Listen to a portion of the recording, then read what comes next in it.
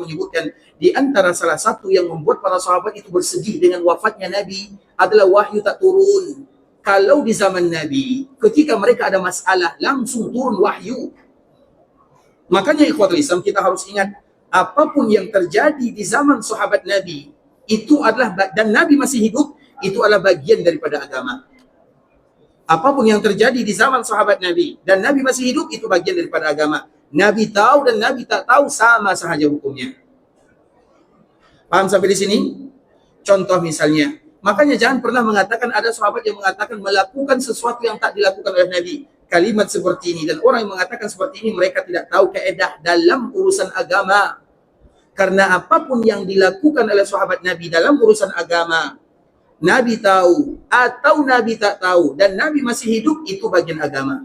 Kalau Nabi tahu, kemudian Nabi diamkan, itu ikrar namanya. Kalau Nabi tahu dan Nabi bantah, salah, maka Nabi akan sempat benarkan. Kalau Nabi tak tahu, kemudian mereka lakukan, Allah akan bagi tahu Nabi SAW.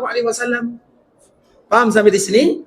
Jadi jangan mengatakan, itu coba lihat, imam misalnya Bilal, dia buat-buat yang Nabi tak ajarkan, salah kalimatnya. Sama kita menuduh sahabat Nabi SAW, tak boleh ikhwatul Islam. Bisa dipahami? Bilal itu buat-buat salat, setiap kali dia berwudu, kemudian dia salat 2 rakaat, kemudian Nabi mengatakan, wahai Bilal, aku mendengarkan sendalmu, terompahmu berada dalam surga, apa amalan yang kamu lakukan? Berarti Bilal lakukan sesuatu yang tak diajarkan oleh Nabi SAW. Salah. Karena apapun yang terjadi di zaman Nabi masih hidup, apapun yang terjadi di zaman Nabi masih hidup SAW, para sahabat lakukan, Nabi tahu atau tak Nabi tahu, itu bagian daripada agama semuanya. Kenapa demikian? Karena zaman ini adalah zaman wahyu. Tak mungkin ada sahabat melakukan sesuatu yang buruk dan Nabi tidak tahu, kemudian Allah tidak menegurnya, tak mungkin. Karena zaman ini adalah zaman yang dipuji oleh Allah Azza wa Jalla. Apalagi sahabat Nabi. Sahabat itu ikhwatul Islam adalah mereka yang mulia, dijaga oleh Allah Subhanahu wa taala semuanya.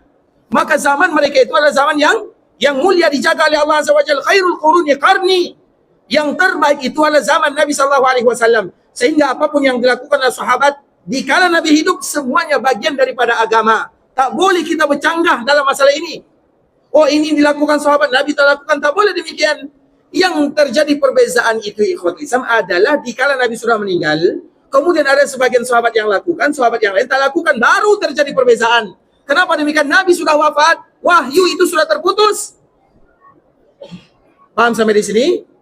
Ada yang tak paham, boleh angkat tangan. Ada yang tak paham? Paham semua ya? Yang terjadi di zaman Nabi, yang dilakukan oleh sahabat Nabi, Nabi tahu atau Nabi tak tahu, itu bagian daripada agama.